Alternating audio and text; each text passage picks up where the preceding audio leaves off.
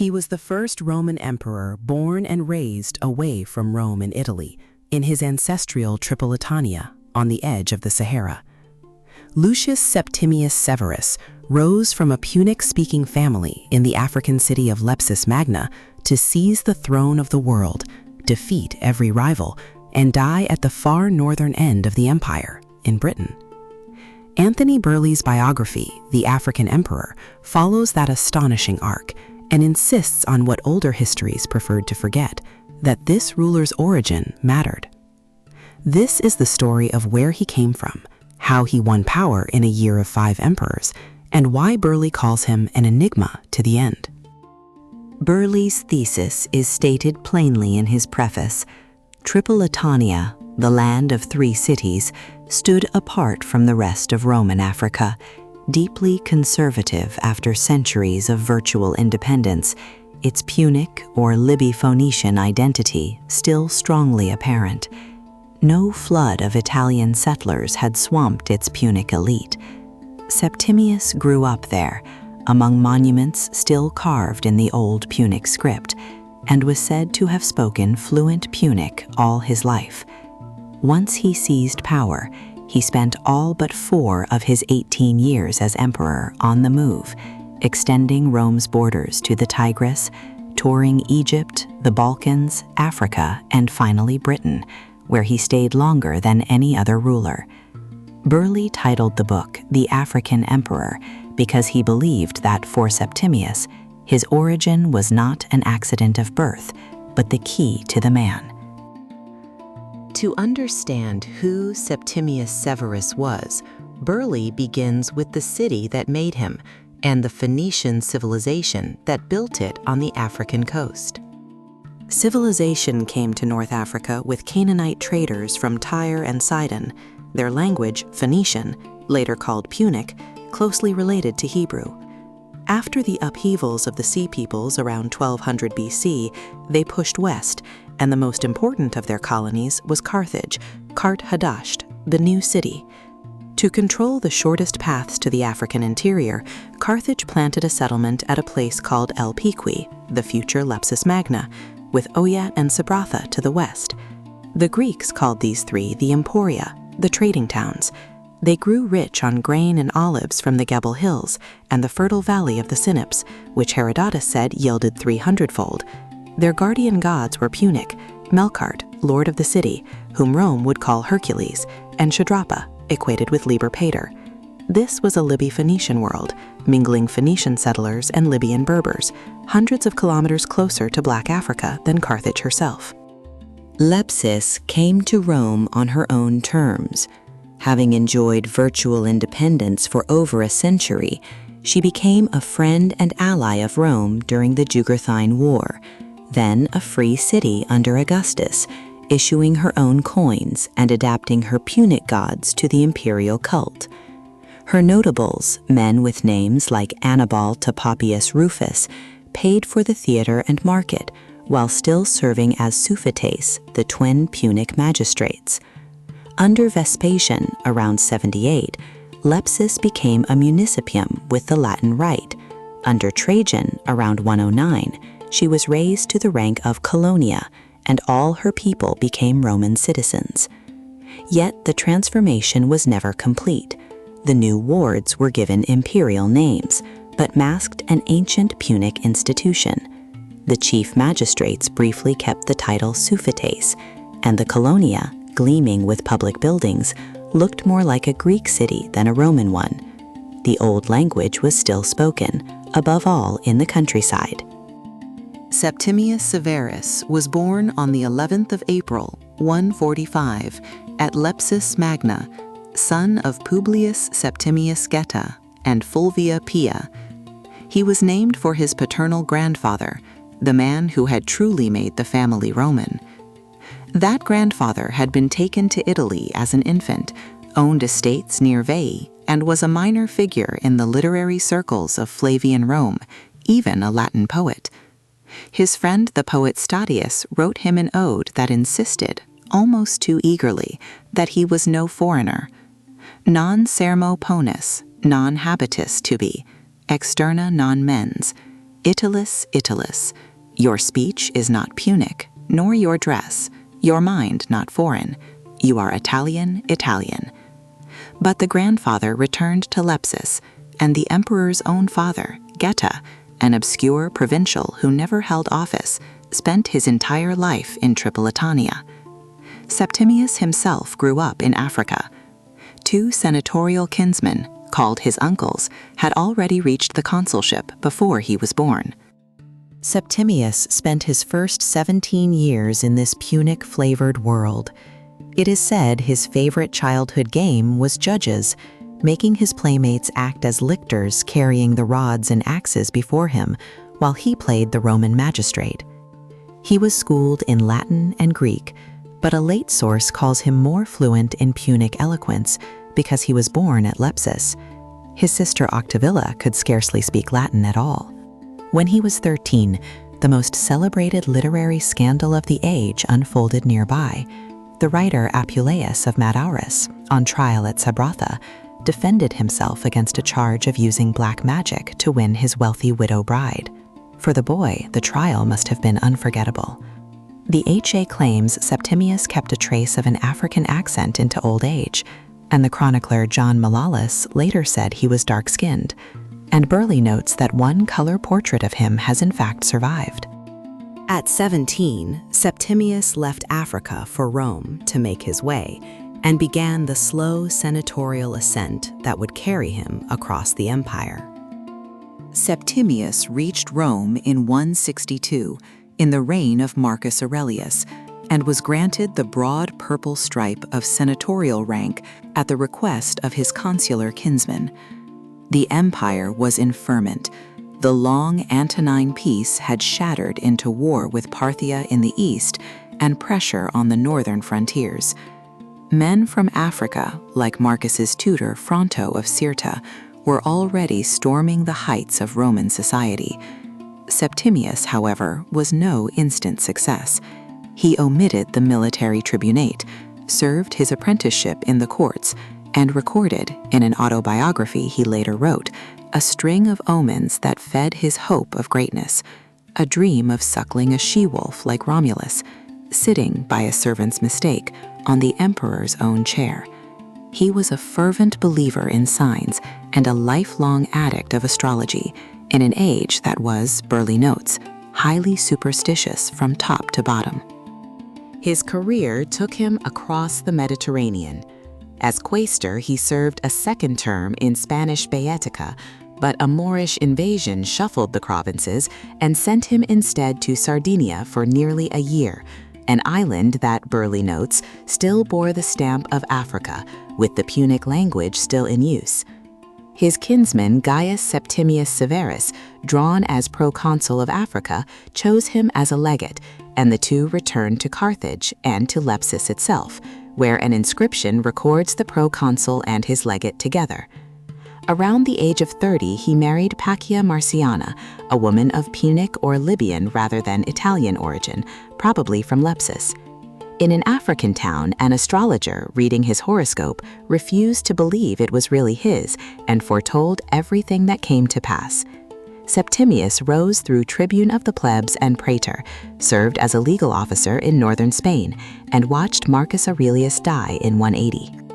Under the new emperor, Commodus, Septimius received command of a legion, the 4th Scythica, in Syria, his first real taste of the Greek-speaking East, and, Birley suggests, a curiously moving return to the Phoenician heartland of Tyre and Sidon, mother cities of his own Carthage, where the common tongue, Aramaic, was a Semitic cousin of his Punic.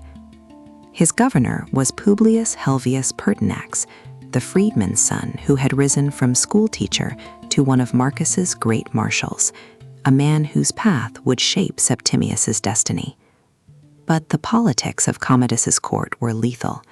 After the conspiracy of the emperor's sister Lucilla and a bewildering churn of executed prefects and favorites, Pertinax was dismissed, and soon after Septimius himself was sacked.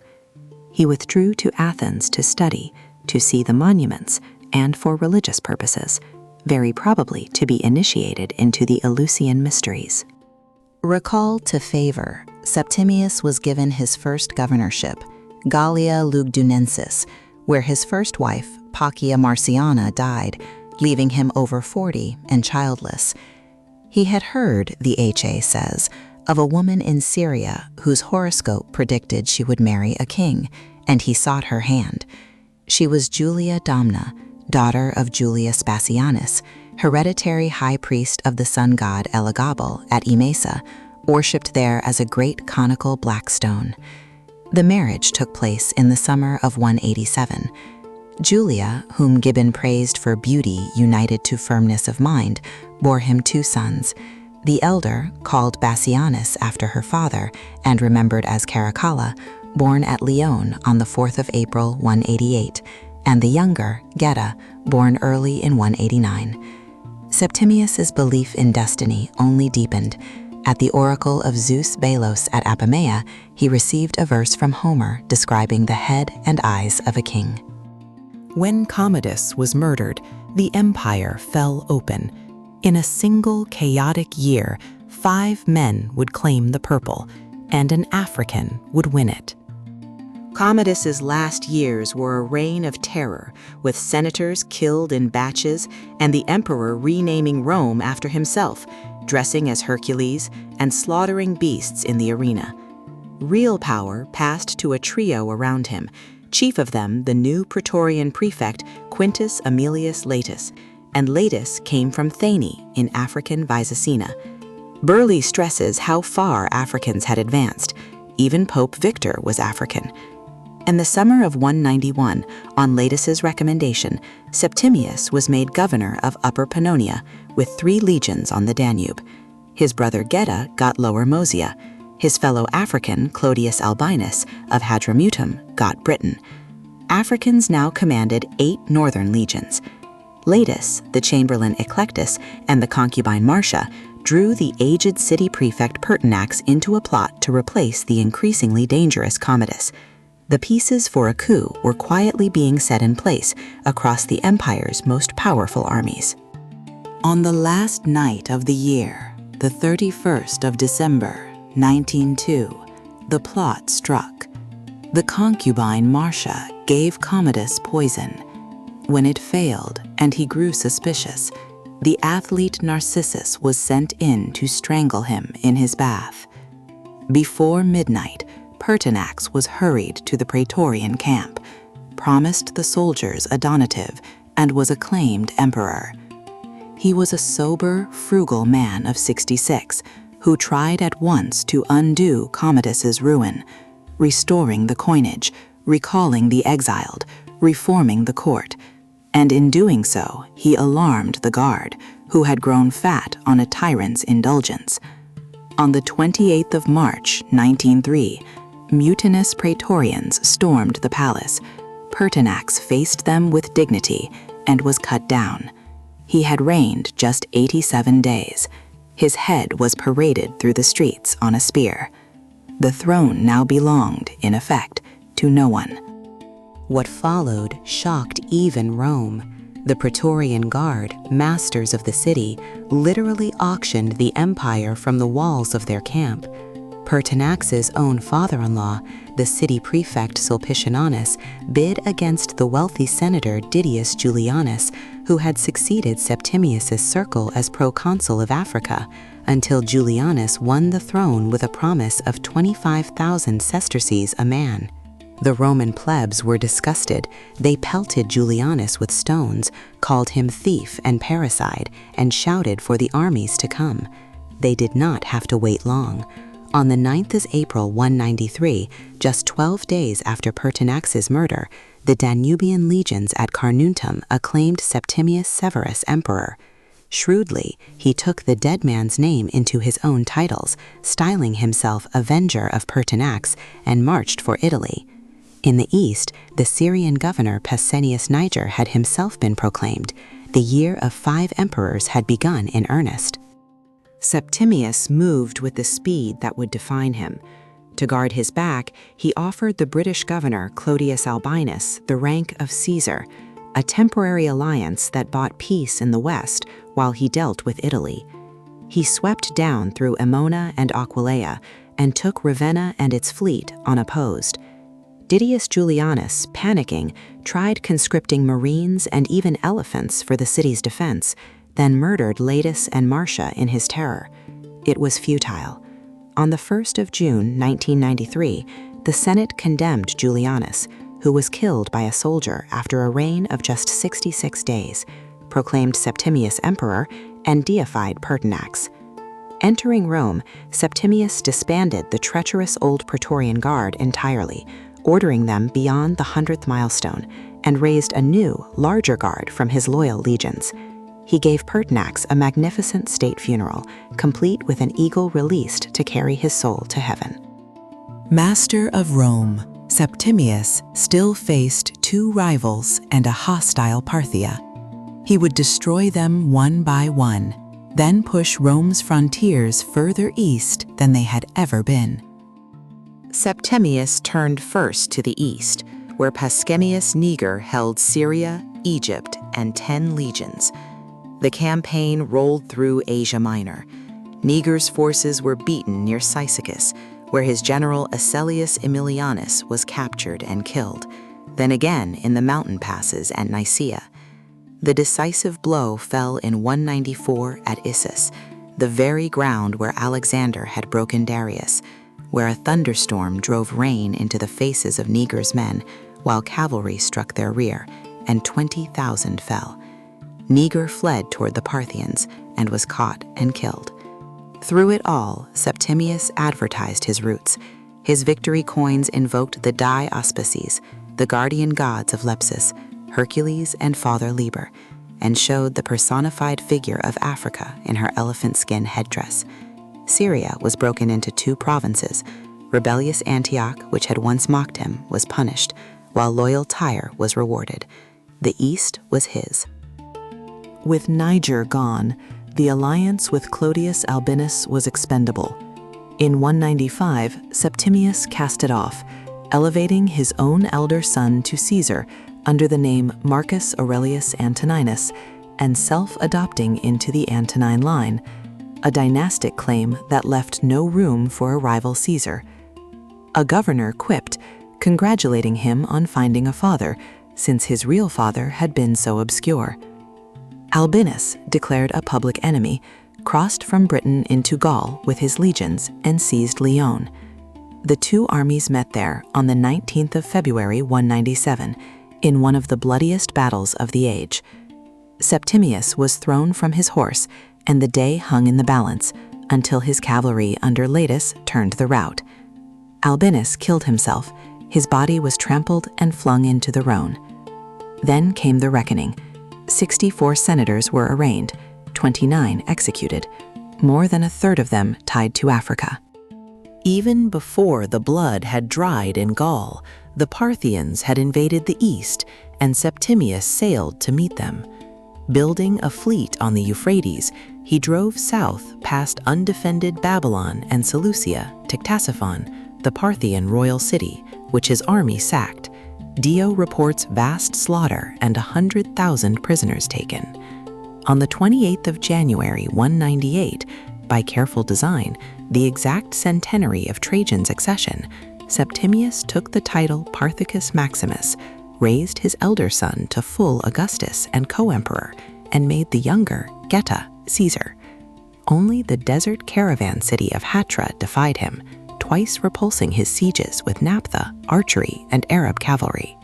He created a new province, Mesopotamia, garrisoned by fresh legions and governed by a prefect from Numidian Quickle, another mark of what Birley calls the ascendancy of the Africans in his service. The emperor born on the edge of the Sahara was extending Roman power deep into the eastern deserts.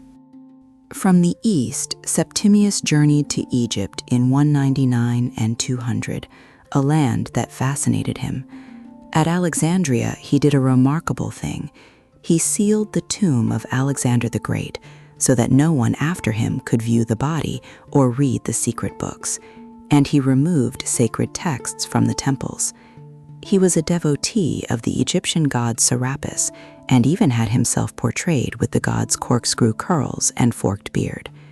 He sailed up the Nile to Memphis, the Colossus of Memnon at Thebes, and Philae at the First Cataract, stopping at the edge of Ethiopia because of plague, inquiring, Dio says, into everything, including what was totally secret. He reformed the province too, granting town councils to Alexandria and the Egyptian cities for the first time since Augustus, and admitting Egyptians into the Roman Senate. The African emperor was reshaping the oldest civilization on his own continent. After years on the eastern frontier, Septimius did what no emperor had done in his way. He came home to Africa in triumph to the city of his birth. Around 202 and 203, Septimius made a celebratory passage through the land of his origin. Only Hadrian had visited Africa before him, and never like this. The whole imperial family came: Julia Domna, both sons, the powerful prefect Plautianus, brother Geta, and the wider clan of Septimia and Fulvii. He showered his homeland with privilege. Carthage, the ancient Phoenician city of Utica, and his own Lepcis Magna were granted the ius Italicum, exemption from provincial taxation as if they stood on Italian soil. In return, tradition held, he gave the people of Rome a free ration of African olive oil in perpetuity. He reorganized the African provinces, made Numidia a province in its own right, and his fellow Africans rose ever higher in his government. After perhaps 30 years away, the boy from Lepsis returned as master of the world to a city already crowded with statues of his family. Septimius lavished his birthplace with one of the most ambitious building programs in the Roman world. He gave Lepsis a vast new forum and a magnificent basilica, a grand colonnaded street running down to a hugely enlarged harbor, a fresh water supply, a bigger circus, and a four-way triumphal arch carved with reliefs of his Parthian victories. Marble was shipped in by order of Plautianus to be sent, the inscription read, to the most splendid colonia of Lepcis Magna. Dio sneered that the emperor built an excessively large temple to Bacchus and Hercules, but those were the Dei Patri, the ancestral gods Shadrapa and Milkashtart, the Punic guardians of his city under their Roman names. The Lepsitani now proudly called themselves Septimiani. Yet even here a shadow fell. Septimius grew angry at the swarm of statues Plautianus had raised to himself, a first crack in a fateful friendship, for the Lepsitani emperor meant to be the city's greatest son. Septimius did not only beautify his homeland, he secured it. Aurelius Victor wrote that he freed Tripolitania, the region from which he came, from fear of attack by crushing its most warlike neighbors. Under the African legate Quintus Anicius Faustus, a line of forts was driven deep into the Sahara, running nearly 1,000 miles and held by a single legion. Outposts like Sidamus, the modern Gadamus, and Golea, the fort at Bungem, south of Lepsis, where in January 201, a detachment of the 3rd Augusta arrived to build the walls. From these bases, Septimius launched a campaign toward the Garamantes, the legendary middlemen of the trans-Saharan trade, in their oasis capital of Garama, far to the south. He earned the title Propagator Empiri, the extender of empire. The emperor born on the edge of the desert pushed Rome's reach further into Africa than it had ever gone and would ever go again. Back in Rome, Septimius built monuments, reformed the law, and presided over a court turning slowly toward intrigue and murder. Returning to Rome, Septimius set his stamp on the city. In 203, the great triple arch of Septimius Severus was dedicated in the Forum, over 75 feet tall, celebrating the Parthian victory and standing, fittingly, where in his dream of 193 he had seen Pertinax fall and himself raised up. Nearby he built the Septisodium, a towering ornamental facade at the corner of the Palatine, deliberately facing south to greet travelers coming up from Africa. His reign was a golden age of Roman jurisprudence. His praetorian prefect was Aemilius Papinian, reckoned the greatest of all classical jurists, working alongside Ulpian of Tyre and Julius Paulus. Aurelius Victor called Septimius the establisher of thoroughly equitable laws. The soldier emperor from Leptis, who had won the throne by the sword, also gave Rome enduring law and some of its grandest monuments, many of them turned by design toward the African coast that had made him. In 204, Septimius celebrated the secular games, the ancient festival marking the passing of an age, the seventh, and, as it turned out, the very last such celebration in Roman history. The rites began on the 1st of June, with the emperor presiding, his elder son leading the prayers, and the younger carrying them on. Julia Domna, now honored as Mater Castorum, mother of the camp, led 109 married women in the sacred banquets on the Capitol. And once again, the presiding deities on the commemorative coins were the two gods of Lepsis, Hercules and Liber Pater. Around the imperial family clustered fellow Africans and the women of Julia's Syrian house, including her niece Julia Soamus. It was a vision of dynasty triumphant, a Punic-descended emperor, a Syrian empress, and two sons, presenting themselves as the renewers of the Roman age itself. No man rose higher under Septimius than Fulvius Plautianus, his praetorian prefect and fellow Lepsiton, an African whose power Dio said was equal to the emperor's own. People swore oaths by his fortune, and Septimius once wrote that he loved the man so much he prayed to die first. To bind the families, the emperor married his elder son, Caracalla, to Plautianus's daughter, Plautilla, a wretched match, for the boy loathed both wife and father-in-law. The end came on the 22nd of January, 205. Caracalla and the freedman Euodus produced witnesses who swore Plautianus had ordered the murder of both emperors. Summoned to the palace, the prefect was struck down on the spot. His name was erased, his statues thrown down, and his daughter Plautilla banished to the island of Lipara. The overmighty African favorite had fallen as suddenly as he had risen, and the court grew darker still. Septimius's deepest failure was at his own hearth.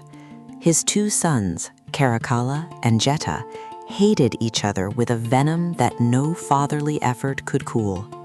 He had bound them together as joint heirs, but their rivalry curdled into open enmity, dividing the court into factions and poisoning every plan for the succession.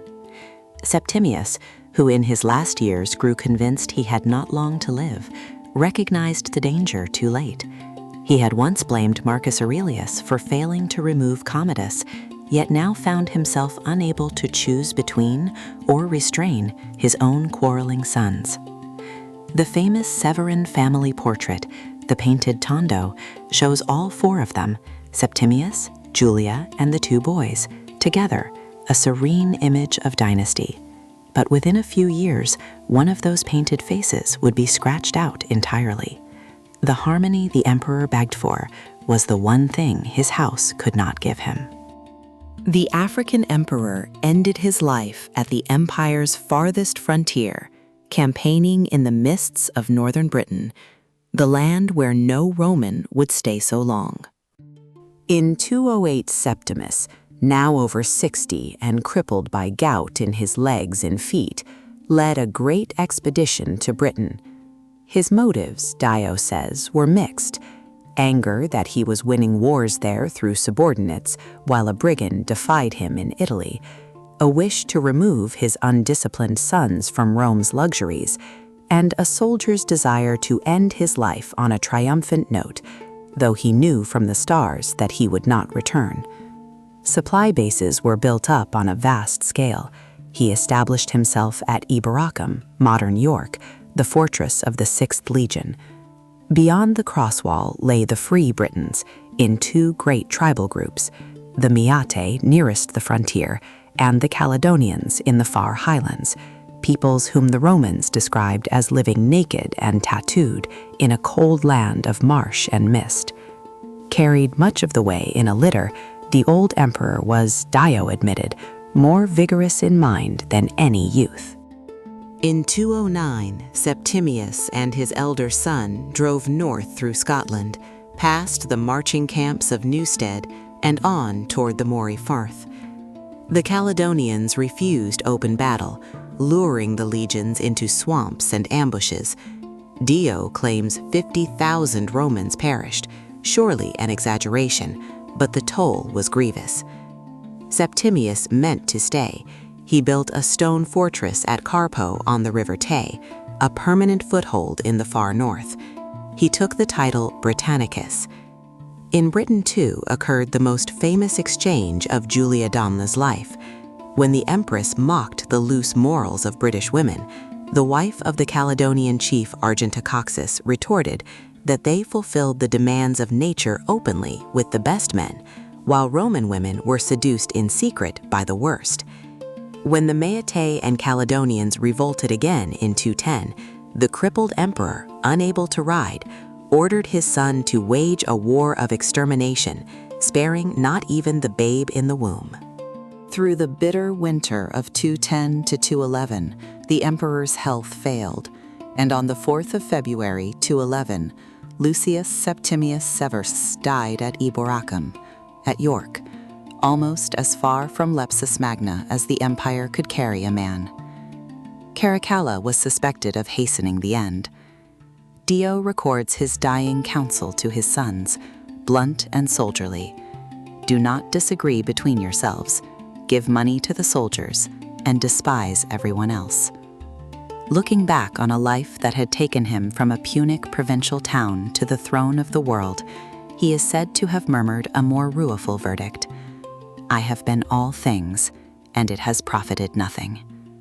He was cremated, his ashes placed in an urn of purple stone he had ordered in advance, and holding it, he reportedly said, "You will hold a man that the world could not hold." The African emperor had died at the edge of the world. Septimius left the empire to both his sons jointly, and his deepest fear came true within the year. Unable to share power, Caracalla had his brother Geta stabbed to death in their mother Julia's very arms, late in 211, then unleashed a purge that Dio numbers at 20,000 dead, among them the great jurist Papianus. Geta's memory was obliterated, his portraits defaced, his name chiseled out, even the painted face on the family tondo scratched away, as if he had never lived.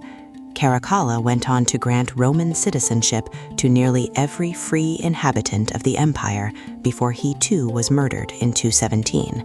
Yet the African-Syrian dynasty endured. Through Julia Domna's sister, Julia Emesa, it produced the emperors Elagabalus and Severus Alexander, lasting 42 years in all, one of the longest dynasties since Augustus, founded by the boy from Lepcis Magna. What are we to make of him? Birley calls Septimius a remarkable phenomenon, the first truly provincial emperor, not like Trajan, the descendant of Italian settlers abroad, but a product of Africa, of an African city where Italian settlement had been unusually meager, a man who may have remained close to Lepsis's Punic past well into manhood. He conspicuously favored his fellow Africans and his wife's Syrians, enriched his soldiers, debased the coinage to pay for it, and extended the empire on 3 frontiers. Gibbon condemned him as the principal author of Rome's decline. Dio, who knew him, remembered a small, keen, tireless man who never forgot a friend and crushed an enemy. We cannot even be sure whether the gods he honored as Hercules and Liber he still knew by their Punic names. Birley's last word stands: the African emperor who died in Britain has to remain an enigma. From a Punic-speaking family in Lepcis Magna to the throne of the Roman world, from the deserts of Tripolitania to his death in the mists of Britain, Septimius Severus carried Africa to the summit of the ancient world and held it for 18 years. Anthony Birley's biography restores what later ages tried to erase, that this emperor was African and that it mattered. If this journey through his life moved you, take a moment to share, subscribe, and like, and keep exploring the African past with us here at Africa Good Life.